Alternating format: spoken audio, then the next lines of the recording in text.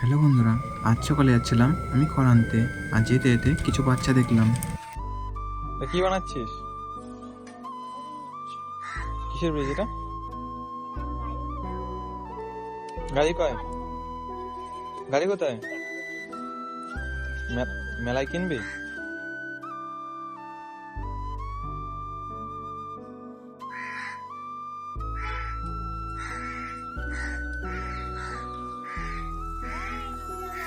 আসলেই বাচ্চাদের এই সময়টায় অনেকটা ভালো সময় হয়। কত রকমের খেলা, ছোট ছোট জিনিস নিয়ে কত খুশি। হয়তো আমাদের মতন মানুষরা ভাববে এরা নোংরা ঘাটছে বা বালি ঘাটছে, কিন্তু এদের কাছে এটাই অনেক কিছু। এদের দেখে আমি এদের সাথে খেলতে লেগে গেছিলাম।